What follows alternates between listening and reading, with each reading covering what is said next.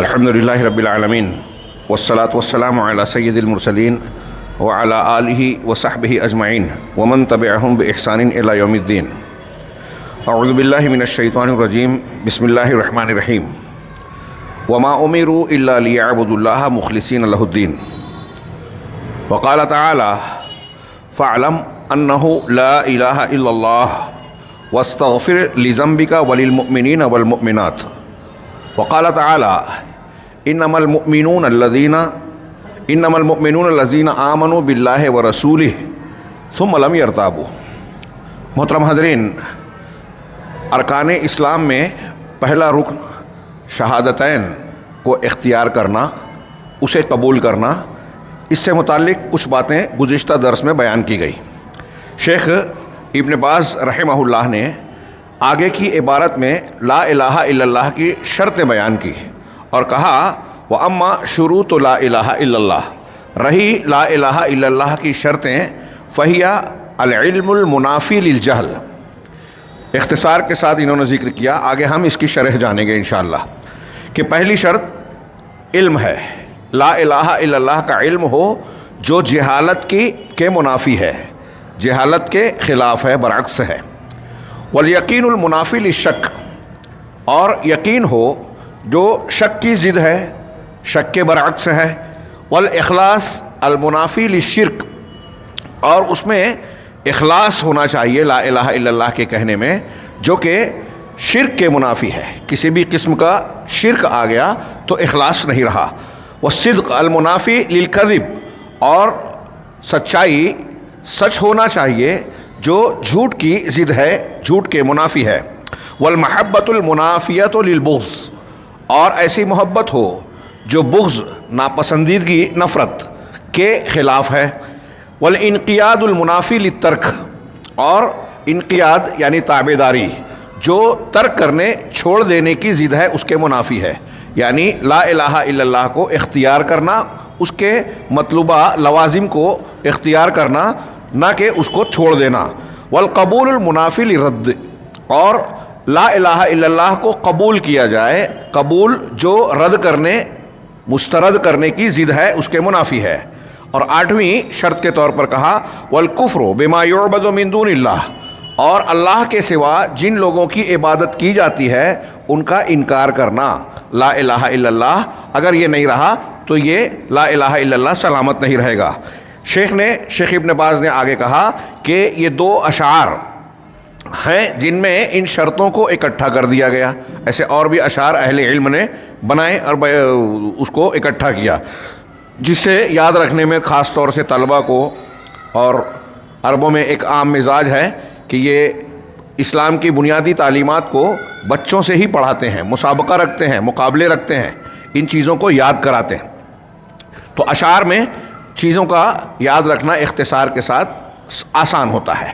تو شعر یہ ہے کہ علم یقین و اخلاص و صدق کا مع محبت و انقیاد والقبول لہا، یہ ایک شعر ہوا۔ دوسرا وزید ثامنھا الکفران منک بما سوى الالہ من الاشیاء قد الہا، یعنی علم، یقین، اخلاص اور آپ کا سچ ہونا، سچا ہونا یا سچ بولنا، محبت اور انقیاد اور اس کو قبول کرنے کے ساتھ، اور اس میں یہ سات شرطیں آ گئی۔ عام طور سے بہت سارے علماء نے ان ساتوں کو ہی ذکر کیا، کچھ لوگوں نے آٹھویں بھی بیان کی، اور جو لوگ آٹھویں بیان نہیں کرتے وہ اس آٹھویں کو انہی سات میں شامل مانتے ہیں۔ تو آٹھویں کی شرط کیا ہے؟ وزید ثامنھا، اور اس میں آٹھویں شرط کو بڑھایا گیا، وہ کیا ہے؟ الکفران منک، کہ تمہاری جانب سے انکار کرنا، کفران کفر سے انکار کرنا، بما سوى الالہ من الاشیاء قد الہا، جو اللہ کے سوا دوسری چیزوں کو معبود کا درجہ دے دیا گیا، بنا لیا گیا، ان کا انکار کرنا۔ یہ شیخ ابن باز رحمہ اللہ کی عبارت ہے۔ اس کی شرح کرتے ہوئے شیخ عبدالرزاق البدر حفظہ اللہ بیان کرتے ہیں کہ رہی لا الہ الا اللہ کی شرطیں تو وہ یہ ہیں، اور پھر اس کا تذکرہ کیا، اور یہ 8 شرطیں ہیں، اب اگر شیخ عبدالرزاق ان شرطوں کی تفصیل بیان کرنے سے پہلے ایک سوال اور اس کا جواب دے رہے ہیں کہ اگر کوئی شخص یہ سوال کرے، کہنے والا یہ کہے کہ من این اتیتم بہذہ الشروط، یہ شرطیں تم نے کہاں سے لائی؟ ہمارے ہاں ایک طبقہ ہے، جب اہل الحدیث کی جانب سے یہ کہا جاتا ہے کہ ہم دین میں وہی چیزیں مانتے ہیں جو قرآن و سنت میں ہے، تو وہ اس بات کی کوشش کرنے لگتے ہیں کہ کچھ ایسی باتیں پیش کی جائیں جس کے بارے میں اہل الحدیث کو رد کرتے ہوئے یہ کہا جائے کہ دیکھیے آپ یہ کہاں سے لائے، یہ تو قرآن و حدیث میں نہیں ہے۔ انہوں نے ان کے دعوے کو ایسا سمجھ رکھا ہے کہ اہل الحدیث یہ کہتے ہیں کہ اگر ہم کہہ رہے ہیں کہ لا الہ الا اللہ کی یہ شرط ہے تو ان الفاظ کے ساتھ قرآن و حدیث میں کہیں جملہ موجود ہو۔ انہوں نے سمجھا ہی نہیں کہ اہل الحدیث جب یہ کہہ رہے ہیں تو ان کے یہاں مقصود یہ ہے کہ قرآن و حدیث کے دلائل اور دلالت ایمانیات اور دین کے اعتبار سے قیامت تک جتنے مسائل پیش آنے والے ہیں اور آئیں گے، آ چکے ہیں، ان تمام کا حل قرآن و حدیث میں ہے۔ اب یہ الگ بات ہے کہ ان میں سے بہت ساری چیزوں کو استنباط کرنا پڑے گا، غور و فکر کرنا پڑے گا، اور جو اصول اختیار کیے گئے، اصول حدیث، اصول تفسیر اور شرائط، عقیدے کے اصول اور ضابطے، یہ کوئی ذہن و دماغ سے انسانوں نے یا ہمارے علماء نے اپنی طرف سے نہیں بنائے ہیں، بلکہ قرآن و حدیث سے مستنبط کیا ہے۔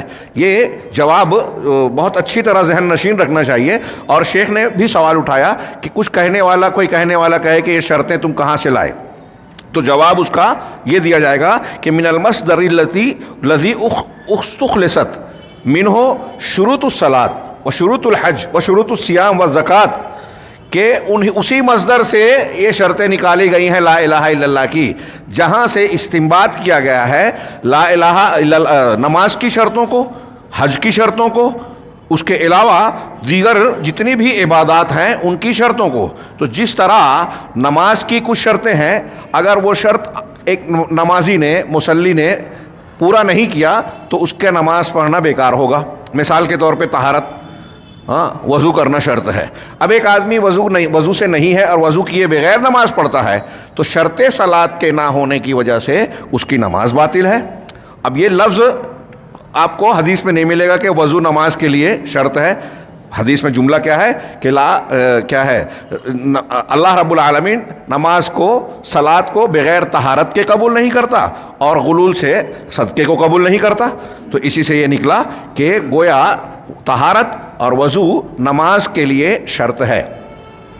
تو اب جس طرح نماز کی شرط ہے اور اس شرط کے بغیر اگر اسے پڑھا جائے تو قبول نہیں ہوگی، حج کی شرطیں ہیں، اس کے بغیر حج قبول نہیں ہوتا، زکوٰۃ کی کچھ شرطیں ہیں جن کے بروئے کار لائے بغیر کوئی آدمی اگر زکوٰۃ کے فریضے کو انجام دیتا ہے تو وہ زکوٰۃ نہیں رہے گی، قبول نہیں ہوگی۔ اس کے علاوہ دوسری اطاعتیں اور فرما برداریاں یا عبادات جو قرآن و حدیث میں شریعت میں بیان کی گئی ہیں، سب کی کچھ نہ کچھ شرطیں ہیں جس کی قبولیت کے لیے ان شرطوں کا پایا جانا ضروری ہے۔ تو ٹھیک اسی طریقے سے لا الہ الا اللہ کی بھی کچھ شرطیں ہیں کہ اگر کوئی شخص اسے کہہ رہا ہے، دعویٰ کر رہا ہے کہ میں لا الہ الا اللہ کو کہہ رہا ہوں، مان رہا ہوں، تو اس کو اس کی شرطوں کے ساتھ کہنا پڑے گا، قبول کرنا پڑے گا۔ اور یہ شرائط جو ہیں یہ اللہ کے کلام اور اس کے رسول صلی اللہ علیہ وسلم کے کلام کے استقراء، یعنی ان کو سامنے رکھ کر، ان کے دلائل کو سامنے رکھ کر اس سے ماخوذ ہیں، حاصل کی گئی ہیں، مستنبط کی گئی ہیں۔ لوگوں کے ذہن کی پیداوار اپج نہیں ہے بلکہ قرآن و حدیث سے ثابت شدہ ہے، جیسا کہ ابھی ہم جانیں گے۔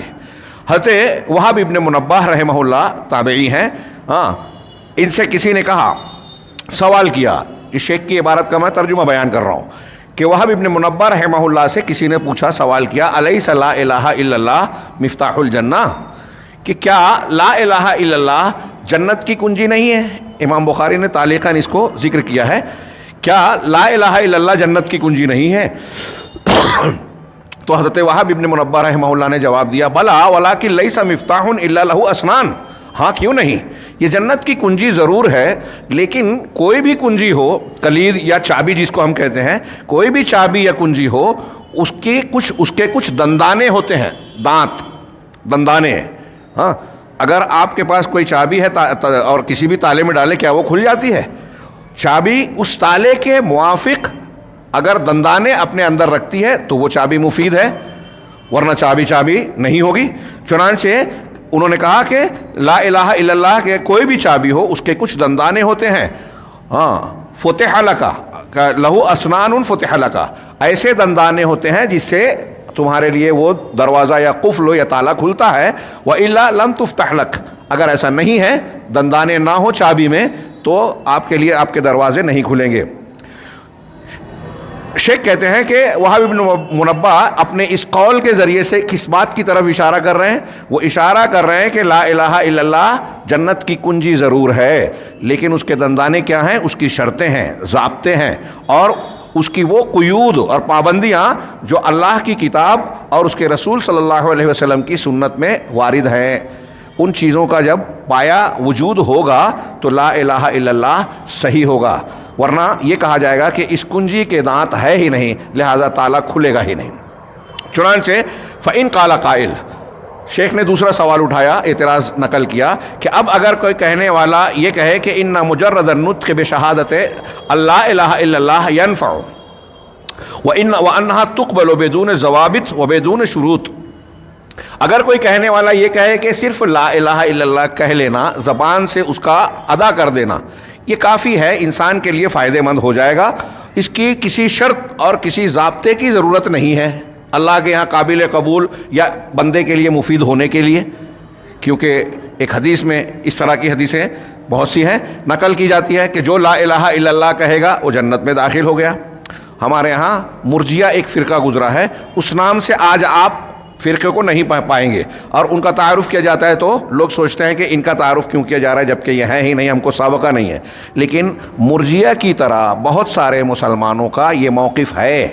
ہمارے یہاں احناف کے یہاں بھی یہ قول پایا جاتا ہے ارجا کا کہ لا الہ الا اللہ میں عمل داخل نہیں ہے. ان میں مرجیہ میں کئی طبقے ہیں.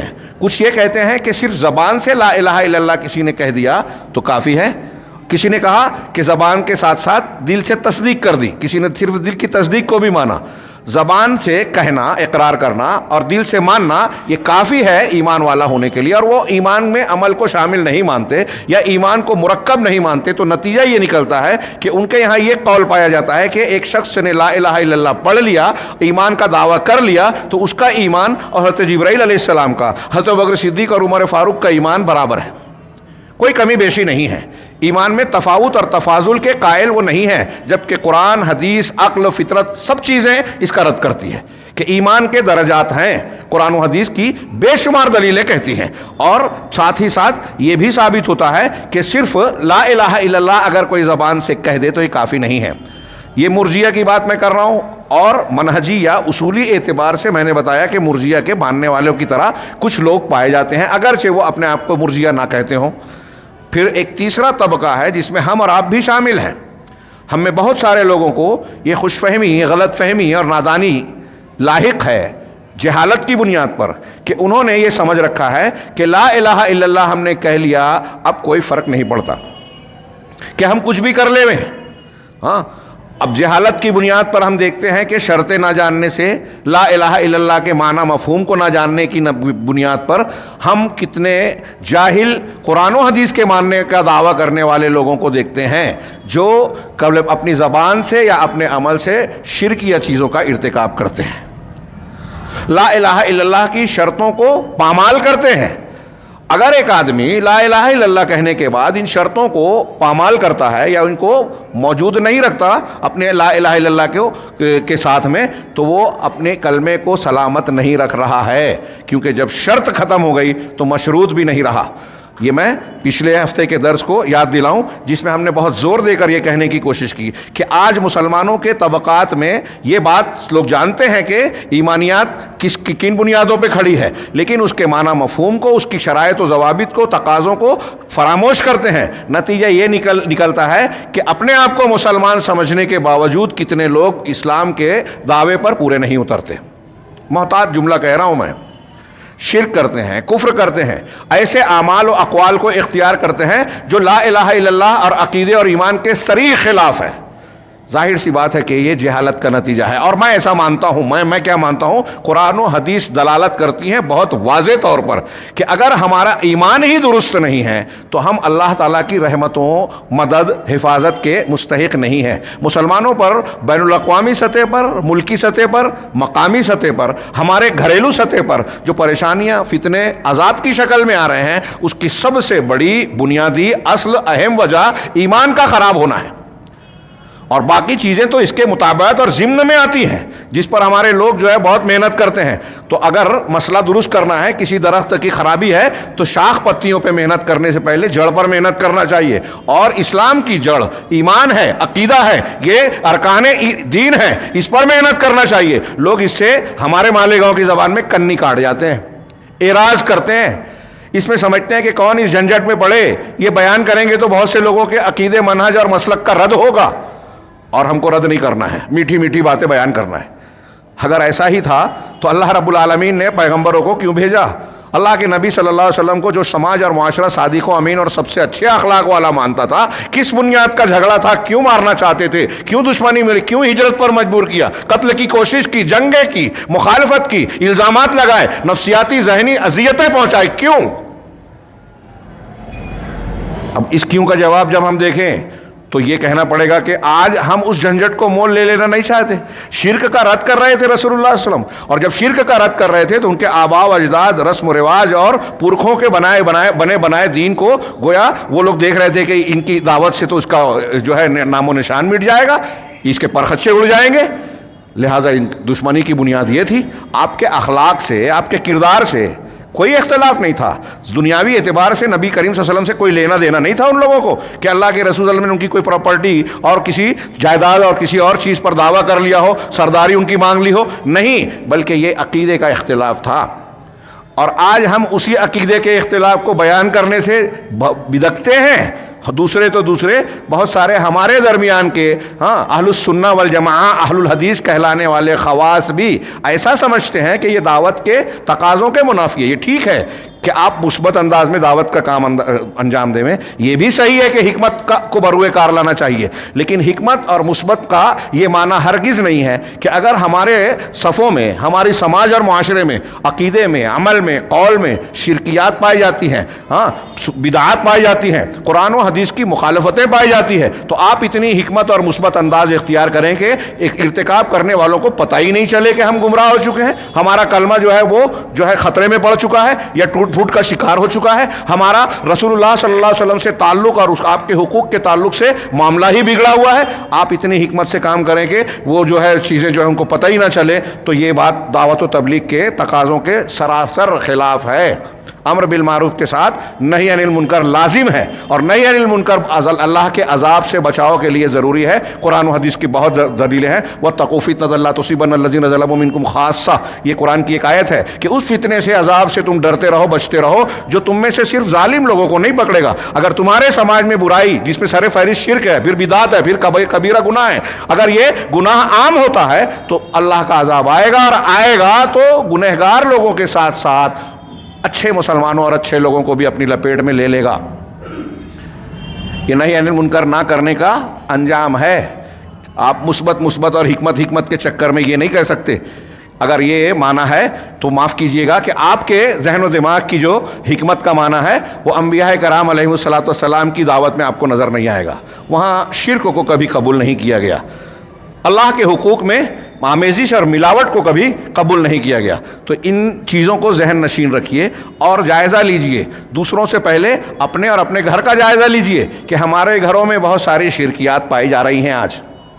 کہیں پھونک جھاڑ اور جادو ٹونے کے نام پر, کہیں فلموں اور ٹی وی چینلز کے ذریعے سے, کہیں ایسا کہ یکجہتی اور غیر مسلموں سے جو ہے ان سے رواداری کا مظاہرہ کرتے ہوئے, کہیں ایسا ہے کہ مشرکین ہمارے درمیان دوست و احباب تعلقات والے ہیں, بڑے سیٹ ہیں یا ان سے تعلق اور لین دین ہے, تو ان کے معاملوں میں جو ہے اس طریقے سے مداہنت برتی جاتی ہے کہ ان کے اعمال میں ایک سلفی یا ایک اہل الحدیث جو ہے وہ مددگار بن جا رہا ہے. منہج بگڑا ہوا ہے اور شرک پایا جاتا ہے, تصوف پایا جاتا ہے, وحدت الوجودی عقیدہ ہے, قبر پرستی والا عقیدہ ہے, بزرگ پرستی کا عقیدہ ہے, اور کچھ معاملات میں جو کچھ خوبیاں دیکھ کر ہمارا عالم جو ہے تائید کر دیتا ہے اس کی.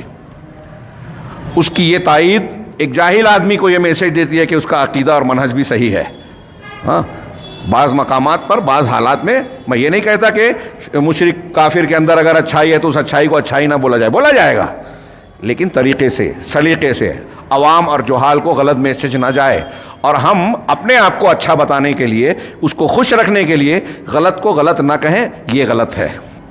یہ امتحان میں ہماری ناکامیابی ہے. تو یہاں یہ بات ملحوظ رہے، شیخ کہہ رہے ہیں کہ کچھ لوگ ایسا سمجھتے ہیں، میں نے اس تناظر میں یہ بات پھیل گئی کہ ہمارے بہت سارے صحیح العقیدہ لوگ بھی اس خوش فہمی میں مبتلا ہے کہ ہمارے پاس توحید موجود ہے، تو اب ہم اگر کچھ گناہ کر لیے تو بھی کوئی حرج نہیں ہے. اب بھائی اللہ کے رسول نے کہا ہے نا کہ ایک آدمی لا الہ الا اللہ کی گواہی لے کر آئے گا قیامت کے دن، تو 99 رجسٹر جو بڑے بڑے حد نگاہ تک ہوں گے اس میں گناہ بھرے ہوں گے، وہ ایک پڑھے میں رکھے جائیں گے، اور لا الہ الا اللہ محمد رسول اللہ کی گواہی دوسرے پڑھے میں، تو یہ پڑھنا بھاری ہوگا. تو ہمارے گناہ تو ابھی بہت کم ہیں، ابھی 9 رجسٹر بھی نہیں بڑھا ہے، 99 معاف ہوگا. ہاں یہ بہت بڑی غلط فہمی ہے. علامہ ابن قیم نے اس قسم کی آیات اور احادیث کو نقل کرنے کے بعد یہ بھی کہا کہ اس سے دھوکے میں نہیں پڑنا چاہیے، اور یہ سوچنا چاہیے کہ بعض اہل ایمان بھی جہنم میں جائیں گے. بہت سے نمازی لوگ جائیں گے نا، بخاری کی لمبی روایت میں ہے نا کہ نمازی جو جہنم میں جائیں گے، اللہ تعالیٰ اعضائے سجدہ کو جلانے سے آگ کو روک دے گا، حرام قرار دے گا کہ آگ ان اعضاء کو نہ جلائے جو سجدے میں 7 ہڈیاں ٹکی ہوئی ہوتی ہیں. مرد اور عورت کی ایک 7 ہڈیاں پورے چمٹ کر کرنے والا کوئی ثبوت نہیں ہے. ہاں تو مطلب نمازی لوگ بھی جائیں گے. ان حدیثوں میں دیکھیے جو تواتر کے درجے کو پہنچی ہوئی ہے، جو خوارج اور معتزلہ اگرچہ انکار کرتے ہیں لیکن ثابت ہے اور ہمارے عقیدے کا حصہ ہے کہ ایسے توحید والے جن کے گناہ کا پلڑا بھاری ہوگا اور اللہ کے فیصلے اور مشیت کے مطابق وہ جہنم میں جائیں گے، اللہ کی اجازت سے نبی کریم صلی اللہ علیہ وسلم اور دوسرے سفارش کرنے والے اللہ کی اجازت سے ان کے حق میں سفارش کریں گے اور وہ جہنم سے نکالے جائیں گے. جن کے دل میں رائی کے دانے کے برابر بھی ایمان ہے، اس سے کم، اس سے کم، اس سے کم. یہ ہے نا حدیثیں، رائی کے دانے کے برابر ایمان، اس کا مطلب کسی کا ایمان رائی کے دانے کے برابر ہے تو دوسرے جو جنت میں گئے ان کا بڑا ہے، ایمان گھٹا بڑا کہ نہیں. کسی کا اس سے کم، کسی کا اس سے کم، ان کو بھی نکالا جائے گا. مطلب ایمان والے، توحید والے بھی جہنم میں جائیں گے. ان کا لا الہ الا اللہ 99 رجسٹر سے زیادہ وزندار نہیں رہے گا، کیونکہ ان کے یہاں کچھ خامیاں پائی جائیں گی، اور انہی خامیوں کو دور کرنے کے لیے یہ ضروری ہے کہ ہم یہ شرطیں، ضابطے جانیں. تو شیخ نے سوال اٹھایا کہ کوئی یہ کہہ سکتا ہے کہنے والا کہ ارے لا الہ الا اللہ کہہ لینا نجات کے لیے کافی ہے، یہ فائدہ دے دے گا ایک آدمی کو صرف کہنے پر بغیر اس کی شرطیں اور ضابطوں کو اختیار کیے. کہہ رہے ہیں کہ اس سے جواب دیا جائے گا کہ اگر آپ کی یہ بات صحیح ہو، مان لی جائے کہ صرف کہنا کافی ہے، جیسا کہ بہت سے مسلمان بھی آج مان رہے ہیں، تو پھر یہ ماننا پڑے گا کہ منافقین کا قول بھی قابل قبول ہے. قرآن کہتا ہے اذا جاءک المنافقون قالوا نشہد انک لرسول اللہ، کہ جب آپ کے پاس منافقین آتے ہیں تو کہتے ہیں کہ ہم اس بات کی گواہ ہیں، اس بات کی گواہی دے رہے ہیں، شہادت دے رہے ہیں کہ آپ یقیناً اللہ کے رسول ہیں. یہ قرآن کا فرمان ہے، انک لا رسول اللہ، ڈبل تاکید ہے اس میں، یقیناً، بے شک آپ اللہ کے رسول ہیں. اب اگر آپ یہ کہہ رہے ہو کہ صرف کہنا کافی ہے، تو آپ کے کہنے کے مطابق منافقین کی یہ بات جو ہے، یہ قول جو ہے جو قرآن نے خود نقل کیا، اس میں شک ہو ہی نہیں سکتا کہ منافقین کہتے تھے اور قرآن کہہ رہا ہے. تو یہ ان کا کہنا بھی لا الہ الا اللہ کہنا، محمد رسول اللہ کہنا، یہ فائدہ مند ہونا چاہیے نا، ان کو فائدہ پہنچانا چاہیے. اسی طرح ان کا قول قرآن نے جو نقل کیا کہ جب ایمان وَإِذَا خَلَوْا إِلَىٰ شَيَاطِينِ، کیا ہے، جب وَإِذَا لَقُوا الَّذِينَ آمَنُوا، ہاں جب ایمان والوں سے ملاقات کرتے تو قالوا آمنا، کہتے کہ ہم تو ایمان والے ہیں، ایمان لائے. تو ان کا یہ کہنا بھی ان کو فائدہ مند ہونا چاہیے. قرآن کہہ رہا ہے کہ وہ کہہ رہے ہیں ہم ایمان لائے، قرآن کہہ رہا ہے کہ وہ کہہ رہے ہیں ہم اللہ کے رسول، آپ اللہ کے رسول ہیں. ہاں لیکن اس بات کا قائل امت میں کوئی نہیں ہے، کیونکہ وہاں قرآن نے صاف صاف ذکر کیا کہ وَمِنَ النَّاسِ مَن، کیا ہے، کچھ لوگ ایسے ہیں جو کہتے ہیں کہ ہم ایمان والے ہیں حالانکہ وہ مومن نہیں ہیں. ہاں منافقین یہ گواہی دے رہے ہیں کہ آپ اللہ کے رسول ہیں، اللہ بھی گواہی دے رہا ہے کہ آپ سچے اللہ کے رسول ہیں، لیکن اللہ یہ بھی گواہی دے رہا ہے کہ یہ منافقین جھوٹے ہیں. مطلب ان کا یہ کہنا کافی نہیں تھا. قرآن کی کتنی پیاری، کتنی صاف اور واضح دلیل شیخ نے نقل فرمائی.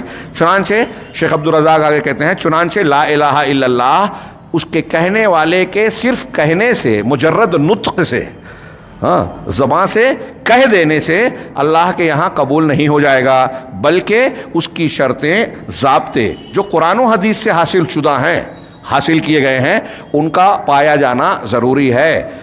حضرت حسن بصری رحمہ اللہ کا قول نقل کیا کہ ان کے پاس کچھ لوگ آئے اور انہوں نے کہا کہ من قال لا الہ الا اللہ دخل الجنہ، ارے اللہ کے رسول صلی اللہ علیہ وسلم کا تو یہ فرمان ہے، شریعت کی یہ ثابت شدہ چیز ہے کہ جس نے لا الہ الا اللہ کہا وہ جنت میں داخل ہو گیا۔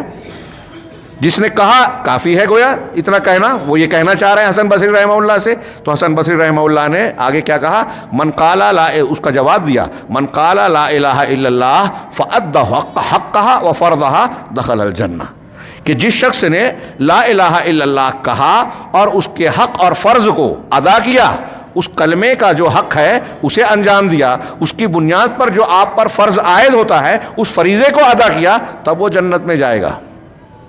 اب یہ باتیں جو ہم کہہ رہے ہیں اور شیخ نے جو کہا کہ قرآن و حدیث سے مستنبط ہے، یہ آگے شرح میں انہوں نے ذکر کی۔ چنانچہ شیخ رحمہ اللہ نے کہا کہ رہے لا الہ الا اللہ کی شرطیں، تو اس میں پہلی شرط کا ذکر کیا العلم المنافی للجہل، علم جو جہالت کی ضد ہے، جہالت کے منافی ہے، یعنی ہمیں لا الہ الا اللہ کے معنی اور مفہوم معلوم ہونا چاہیے، اس سے جاہل رہنا نہیں چلے گا۔ علم ہر ایک کو ہونا چاہیے، اور میں اس سے پہلے کئی بار کہہ چکا ہوں، پھر سے دہرا دوں کہ تقلید کرنے والے گروہ، احناف ہوں، دوسرے جو حنفی، شافعی، مالکی، حنبلی، ان کے یہاں بھی یہ قول آپ کتابوں میں، اصول کی کتابوں میں پائیں گے کہ وہ کہتے ہیں عقیدے میں تقلید نہیں چلے گی۔ مطلب یہ کہ تقلید جو وہ مانتے ہیں، فرض مانتے ہیں، اب اس کی تفصیلات میں فی الحال نہیں جاتا، تو وہ کہتے ہیں کہ فروعات میں، شریعت کے دوسرے احکامات میں تو تقلید کی جائے گی، لیکن اعتقاد میں، ایمانیات میں نہیں کی جائے گی۔ اس کا مطلب کیا ہوا کہ وہ بھی یہ مان رہے ہیں کہ عقیدے کے معاملے میں ہر خاص و عام، چاہے جاہل ہی آدمی ہو، جو جاہل کہلاتا ہو دنیاوی اعتبار سے، اس کو عقیدہ سیکھنا ضروری ہے، عقیدے میں علم حاصل کرنا ضروری ہے۔ اور اگر وہ جو ہم کو الزاماً کہتے ہیں تہمت کے طور پر کہ یہ غیر مقلد ہیں، یہ نام نہیں ہے، یہ تنابز بالالقاب ہے، برے لقب سے پکارنا، تو اگر وہ تقلید نہ کرنے کی وجہ سے ہمیں غیر مقلد کہتے ہیں تو ہم یہ کہہ سکتے ہیں کہ عقیدے میں آپ بھی غیر مقلد ہیں، یہ آپ خود قبول کر رہے ہیں، آپ کی کتابوں میں لکھا ہوا ہے۔ اس پہ فوکس کریں، اور ہم طنز تعریض نہیں کر رہے ہیں، سمجھانا چاہ رہے ہیں، اور خاص طور سے میں یہ بتانا چاہ رہا ہوں کہ گویا ان کے یہاں بھی یہ بات مسلم ہے کہ عقیدہ سیکھنا، علم حاصل کرنا ضروری ہے، اور پہلی شرط لا الہ الا اللہ کی یہی بیان کی گئی کہ آپ کو اس کلمے کا علم ہونا چاہیے کہ اس کا معنی اور مفہوم کیا ہے، یعنی نفی اور اس بات کے اعتبار سے اس کا معنی کیا ہے۔ کوئی معبود نہیں ہے، سارے معبودوں کا رد، صرف اللہ رب العالمین کی عبودیت، الوہیت اور اس کے حقوق کا اس بات، اور اس کی اس حقیقت کا، لا الہ الا اللہ کے اس حقیقت کا جو یہ کلمہ توحید، اللہ کی توحید اور عبادت میں اس کے مفرد اور واحد ہونے کی، وحدہ لا شریک ہونے کی دلالت کر رہا ہے، اس کو ماننا، جاننا، اور دین کو اس کے لیے خالص کرنا، اور اللہ کے سوا جن لوگوں کی عبادت کی جا رہی ہے ان کا انکار اس معنی میں، اس کلمے میں داخل ہے، یہ اس کا معنی ہے۔ ہم کو معلوم ہونا چاہیے کہ جب ہم لا الہ الا اللہ کہہ رہے ہیں تو اس کا مطلب ہم صرف اللہ کو عبادت کے لائق مان رہے ہیں۔ اللہ کے سوا جتنے بھی معبودان بنائے گئے ہیں، وہ شجر، حجر، مظاہر قدرت ہوں، جانور، حیوانات، نباتات، جمادات ہوں، یا انسان ہوں، انسانوں میں کوئی اولیاء اور صالحین ہوں، ان سے اونچے انبیاء ہوں، یا پھر فرشتے ہوں، کوئی بھی ہو، سب کی عبودیت کا انکار کیا۔ یہ اس کا معنی ہے، یہ جاننا ضروری ہے ہر وہ شخص، اس شخص کے لیے جو یہ کلمہ کہہ رہا ہے۔ کہہ رہے ہیں کہ اس سلسلے میں بہت سی آیات کئی مرتبہ ہم پڑھ چکے ہیں، ہم گزر چکے ہیں اس سے، جو لا الہ الا اللہ کے اس معنی کو ظاہر کرتی ہیں کہ آدمی کو اس کے معنی کا علم ہونا چاہیے کہ اللہ کو جب ہم لا الہ الا اللہ کہہ رہے ہیں تو کسی اور کی عبادت یا شرک نہیں چلے گا۔ اگر ایک آدمی لا الہ الا اللہ کہہ رہا ہے اور یہ معنی ہی نہیں سمجھا تو اس کا لا الہ الا اللہ کہنا ایک شرط، بنیادی شرط سے خالی ہے، بیکار ہے۔ چنانچہ یہ 3 جگہوں سے دلیلیں دی انہوں نے قرآن کی۔ اللہ کا فرمان سورہ اعراف میں ہے، اعبدوا اللہ ما لکم من الہ غیرہ، اللہ کی عبادت کرو، تمہارے لیے اس کے علاوہ کوئی بھی معبود نہیں ہے۔ عربی والے ایک قاعدہ جانتے ہیں، نفی کے سیاق میں نکرہ جب آتا ہے من کے بعد تو اس میں عموم کا معنی پایا جاتا ہے، شدت، جو میں شدت کے ساتھ کہہ رہا ہوں، کوئی بھی معبود، وہ اس سیاق و سباق سے معنی پیدا ہوتا ہے، اللہ کے سوا کوئی ہے ہی نہیں۔ ہاں، دوسری آیت سورہ نساء میں وَاعْبُدُوا اللَّهَ وَلَا تُشْرِكُوا بِهِ شَيْئًا، کہ اللہ ہی کی عبادت کرو اور اس کے ساتھ کچھ بھی، شیئا بھی نکرہ ہے، کچھ بھی شرک نہ کرو، ملاوٹ نہ کرو، اس کا حق کسی اور کو ایک بال برابر بھی نہ دو۔ زندگی بھر نماز میں سجدہ رکوع اللہ کے لیے کرتے ہو، اگر ایک سجدہ کسی اور کو کیا تو شیئن ہو گیا، تھوڑا سا آپ نے شرک کر لیا۔ قربانی اگر نظر و نیاز آپ بزرگوں، اولیاء، صالحین، قبروں کے نام پہ، کسی کے نام پہ کرتے ہو، کوئی ایک عبادت کی، ایک مرتبہ کی اور توبہ نہیں کیا تو آپ نے شیئن شرک کر لیا، آپ کا لا الہ الا اللہ ختم ہو گیا، بگڑ گیا۔ ہاں، وَقَوْلُهُ وَمَا أُمِرُوا إِلَّا لِيَعْبُدُوا اللَّهَ مُخْلِصِينَ لَهُ الدِّينَ، اور اللہ کا یہ فرمان کہ اللہ تعالیٰ نے ان کو محض اس بات کا حکم دیا گیا تھا کہ وہ اللہ تبارک و تعالیٰ کی ہی عبادت کریں، دین کو اس کے لیے خالص کرتے ہوئے، دین میں اخلاص ہو۔ یہ قرآن دیکھیے، قرآن کہہ رہا ہے، آپ سوال کیا تھا نا شروع میں اعتراض کہ یہ شرطیں کہاں سے لائے؟ ہاں، یہ قرآن سے لایا۔ قرآن کہہ رہا ہے مخلصین لہ الدین، لا الہ الا اللہ، یا اللہ کی عبادت کیسے ہونا چاہیے؟ دین کو خالص کر کے۔ اس کا مطلب کیا ہوا؟ اگر دین میں اخلاص نہیں ہے تو لا الہ الا اللہ یا ایمان یا اللہ کی عبادت نہیں ہے۔ اللہ تعالیٰ نے قرآن مجید میں کہا قل یا ایھا الکافرون لا اعبد ما تعبدون ولا انتم عابدون ما اعبد، کافروں سے خطاب کر کے کہا، اس میں اگلا جو آخری جملہ میں نے پڑھا کہ تم اس کی عبادت نہیں کرتے جس کی میں عبادت کرتا ہوں۔ تھوڑی دیر کے لیے غور کیجئے کہ کیا کفار مکہ اللہ تعالیٰ کی عبادت نہیں کرتے تھے؟ پوچھ رہا ہوں آپ لوگوں سے، کرتے تھے؟ ہاں، حج وغیرہ کا تذکرہ ہے ان کا، اللہ سے دعا کرتے تھے، ہاں، قربانیاں کرتے تھے تو اللہ کے لیے بھی اس میں نام رکھتے تھے، تو اللہ کے لیے کرتے تھے، لیکن اللہ رب العالمین کہہ رہا ہے کہ تم اللہ کی عبادت نہیں کرتے۔ اس کا مطلب یہ ہوا کہ اگر اللہ کی عبادت کے ساتھ کسی اور کی عبادت ہو گئی تو وہ اللہ کی عبادت نہیں رہی۔ یہ اگلی شرط میں بھی آ رہا ہے، لیکن یہاں یہ بتا رہے ہیں کہ یہ معنی آدمی کو جاننا چاہیے، اخلاص میں آئے گا بھی ایک شرط۔ یہاں ہم علم پڑھ رہے ہیں، ہاں، کہ علم ہونا چاہیے۔ ہاں، اور ان کا کہنا، شیخ عبدالرزاق نے کہا کہ شیخ ابن باز نے اور دوسرے علماء نے جو کہا المنافی للجہل، ایسا علم جو جہالت کے برعکس ہے، منافی ہے، یعنی وہ صحیح علم ہونا چاہیے۔ بہت پوائنٹ کی بات ہے، غور سے سنیے یہ میں جو کہنے جا رہا ہوں، کہ ایسا علم جو جہالت کے منافی ہے، یعنی علم صحیح ہو اور فہم قویم ہو، یعنی درست سمجھ ہو اس کلمے کے تعلق سے، ایسا معنی اور مفہوم اس طرح سے جانے جس کی بنیاد پر یہ کہا جائے کہ یہ جہالت اور جاہلین کے دائرے سے باہر ہو گیا۔ فَإِن قَالَهَا بِلَا عِلْمٍ بِمَعْنَاهَا، اب اگر کوئی لا الہ الا اللہ کو اس کے معنی کو جانے بغیر، اس کے معنی اور مدلول کو جانے بغیر کہتا ہے فَإِنَّهَا لَا تَنفَعُهُ، تو یہ اس کو فائدہ نہیں دے گا۔ یہ جو پیچھے جملہ گزر گیا، میں اس کی وضاحت میں تھوڑا سا ایک جملہ دو جملہ کہنا چاہتا ہوں۔ ایک تو ہم سمجھ رہے ہیں کہ ایک آدمی لا الہ الا اللہ کہہ رہا ہے اور اس کا معنی جانتا نہیں ہے۔ بیٹے سیدھے ہاتھ سے پیجیے، لا الہ الا اللہ کا معنی جانتا نہیں، ٹھیک ہے؟ اب میرا ایک سوال ہے کہ ایک آدمی اگر یہ کہتا ہے لا الہ الا اللہ کہہ رہا ہے، لیکن یہ کہتا ہے کہ ترجمہ بھی کرتا ہے کہ اللہ کے سوا کوئی معبود برحق نہیں ہے، لیکن اب یہ کہتا ہے کہ کائنات میں ہر چیز جو پیدا کی گئی ہے، مخلوق ہے، وہ سب اللہ کی ذات سے نکلی ہوئی ہے۔ ہاں، صوفیہ بڑی دور دور کی کوڑی اور دلیل لاتے ہیں، جہاں پرندہ پر نہ مارے، چرندہ چر نہ مارے اور درندہ در۔ مثال کے طور پہ وہ یہ کہتے ہیں اللہ تبارک و تعالیٰ نے جب کہا کن، کائنات نہیں تھی، اور کہہ رہا ہے کن ہو جا۔ اب یہ کن، جیسے میں آپ سے کہوں کہ آپ پانی پی لیجئے، میں نے بھی اس بچے سے کہا سیدھے ہاتھ سے پیجئے، تو میرا یہ کہنا سننے والے کو بالکل صاف سمجھ میں آئے گا کہ جس سے میں کہہ رہا ہوں وہ موجود ہے، سامنے موجود ہے، تبھی نہ کہوں گا کہ کھا لو پی لو، آپ کھا لیجئے، آپ پی لیجئے، آپ ایسا کیجئے۔ تو یہ حاضر کا صیغہ استعمال کروں گا جبکہ کوئی سامنے موجود ہو۔ تو اللہ تبارک و تعالیٰ نے جو کن کہا ہو جا، تو حاضر کو مخاطب کیا، یہ صیغہ حاضر ہے، فعل امر کا کانا یکونوں سے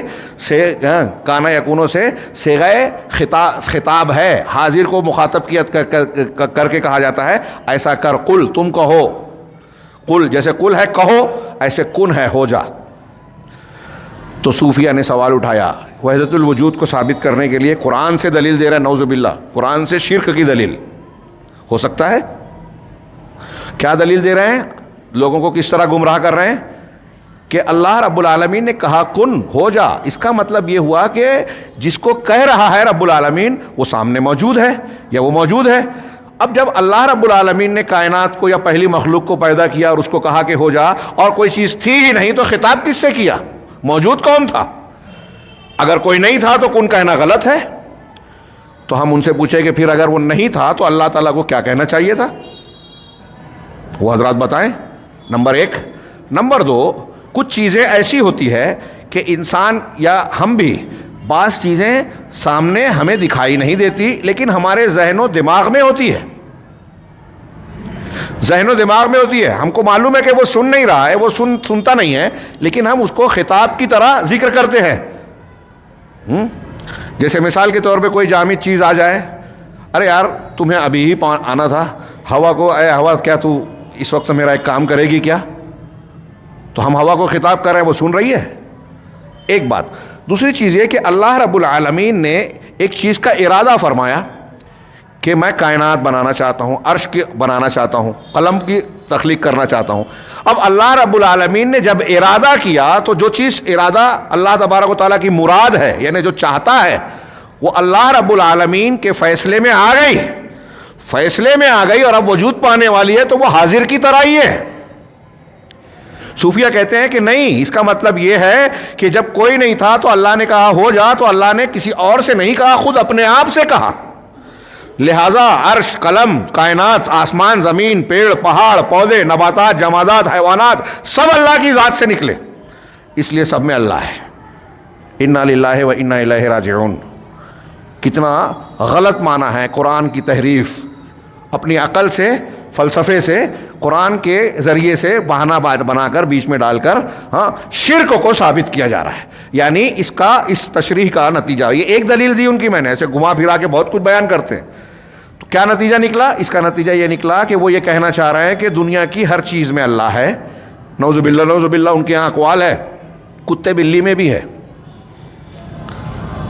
وہ تلمسانی ہے، کس کا واقعہ میں نے پڑھا تھا کہ اپنے شاگرد اور ان کے ساتھ جا رہے تھے، دیکھا کہ کتے کی لاش پڑی ہوئی ہے اور وہ بھی سڑ گئی، تو کہا شیخ کیا، مرید نے کہا کہ شیخ کیا اس میں بھی اللہ ہے؟ آپ کہتے ہو ہر چیز میں، کہاں اس میں بھی ہے، اور میں نے اس سے پہلے نقل کیا تھا، طنز کے طور پہ نہیں، چڑھانے کے لیے نہیں، متنبہ کرنے کے لیے، چونکنے کے لیے کہ آپ بیدار ہو جائیں، اور یہ لا الہ الا اللہ کا معنی مطلب سمجھیں کہ دیوبند کے مفتی صاحب سے ناندیڑ کے ایک نئے اہل حدیث نے سوال کیا تھا، اس کی تفصیلات جانے دیجئے۔ آخر میں انہوں نے اہل الحدیث کو، غیر مقلدین کو برا بھلا کہنے کے بعد یہ کہا کہ ہمارے ناندیڑ کے مفتی صاحب نے تمہارے سوال کے جواب میں جو یہ کہا تھا کہ ہندو جس مورتی کو پوجتا ہے اس میں بھی اللہ ہے، تو یہ بات صحیح ہے۔ انا للہ و انا الیہ راجعون۔ میں یہ کہہ رہا ہوں پوری ذمہ داری کے ساتھ، علی وجہ البصیرہ، اللہ رب العالمین کو حسیب جانتا ہوں، مانتا ہوں، اور حساب لینے والا ہے وہ۔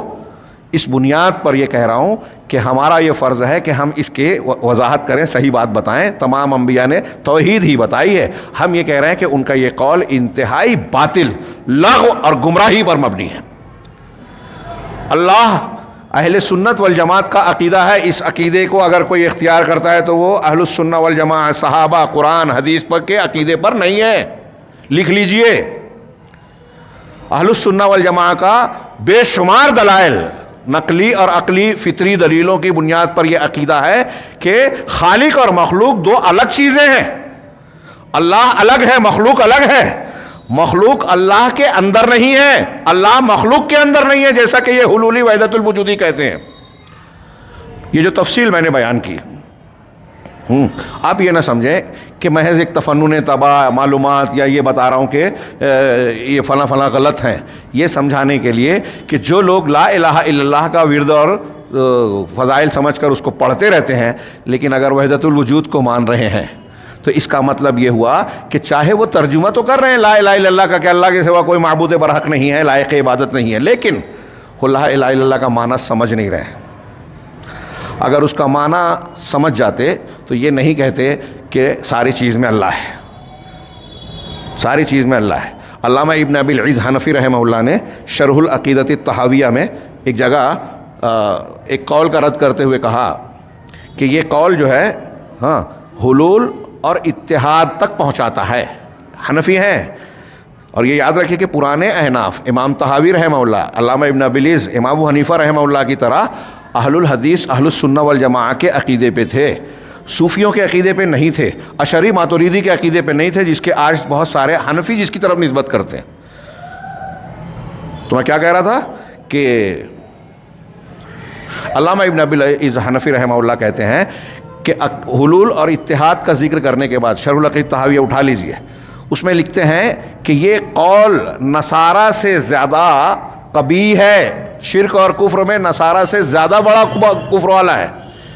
وجہ کہ نصارہ نے تو صرف حضرت عیسیٰ علیہ السلام کے بارے میں کہا کہ اللہ تعالیٰ آپ کے اندر آ گیا، بیٹا بنا لیا۔ اس میں نصارہ کے کئی طبقات یہ کہتے ہیں کہ پہلے وہ انسان تھے،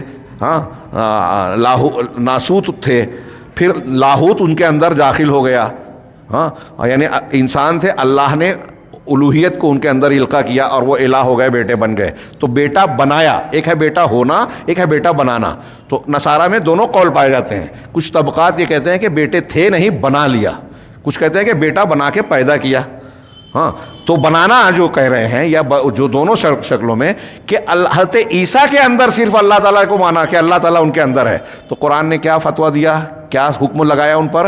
لقد کفر الذین قالوا ان اللہ ثالث ثلاثہ، ان لوگوں نے کفر کیا جو یہ کہتے ہیں کہ اللہ تین کا تیسرا ہے۔ اور یہ صوفیہ جو کہہ رہے ہیں کہ اللہ پوری مخلوق میں سے ایک ہے یا ساری مخلوق اللہ کے اندر سے نکلی ہوئی ہے، تو یہ کتنے بڑے کافر ہوئے۔ غور کیجئے، میں سمجھانا یہ چاہ رہا ہوں کہ ایک آدمی لا الہ الا اللہ کو کہہ رہا ہے، اس کی وضاحت کر رہا ہے، اس کی فضیلت بیان کر رہا ہے، وہ روزانہ بار بار اس کو پڑھتا ہے، کئی سو مرتبہ، کئی ہزار مرتبہ، لاکھ مرتبہ کا نصاب ادا کرتا ہے، لیکن لا الہ الا اللہ کا معنی یا تو جانتا نہیں یا جانتا ہے۔ یہ دوسرا جملہ میں سمجھا رہا تھا اتنی دیر سے کہ جانتا ہے لیکن غلط جانتا ہے۔ مسلمانوں میں بہت سارے لوگ آج ایسے ہیں، عوام تو عوام، خواص بھی، جو لا الہ الا اللہ کی غلط تشریح کرتے ہیں، اس کا معنی سمجھتے ہی نہیں ہیں۔ لا الہ کی تشریح کرتے ہوئے لا ربا والی تشریح کرتے ہیں۔ رب ربوبیت سے متعلق ہوا، الہ الوہیت جو ہم کہتے ہیں، الوہیت میں ربوبیت آ جاتی ہے، ربوبیت میں الوہیت نہیں آتی۔ اس کی سمجھنے کے لیے لمبی چوڑی بات نہ کرتے ہوئے کہ مکہ کے کفار اللہ کو رب تو مانتے تھے، خالق مالک تو مانتے تھے، لیکن الہی الوہیت میں اللہ کے ساتھ دوسروں کو بھی واسطہ وسیلہ اور شریک ٹھہراتے تھے۔ تو رب مانتے ہوئے الہ میں شرک کر رہے ہیں وہ۔ آج ہمارے یہاں بہت سے لوگ یہ کہہ رہے ہیں کہ اللہ الہ الا اللہ کا مطلب اللہ کے سوا کوئی پیدا کرنے والا نہیں ہے، نفع پہنچانے والا نہیں ہے، روزی دینے والا نہیں ہے، کائنات کا نظام چلانے والا۔ جو لوگ یہ مانا کر رہے ہیں وہ عرب والوں کو بھی مسلمان ماننا پڑے گا انہیں، جن کو ہم مشرکین کہتے ہیں۔ قرآن مشرک اور کفار کہہ رہا ہے، کیونکہ وہ بھی کہتے تھے کہ کائنات کی تدبیر کرنے والا، روزی دینے والا اللہ ہی ہے۔ وہ یہ کہتے تھے۔ ہمارے ہاں تو اس سے بھی آگے بڑھ گئے لوگ۔ شیخ عبد القادر جیلانی بچہ دے دیتے، دلا دیتے، مردے کو زندہ کر دیے۔ شیخ عبد القادر جیلانی رحمہ اللہ کی حد تک نہیں، بزرگان دین میں ایسی ایسی کرامت بیان کی گئی کہ اللہ کا کام ان کے ہاتھ ڈال دیا۔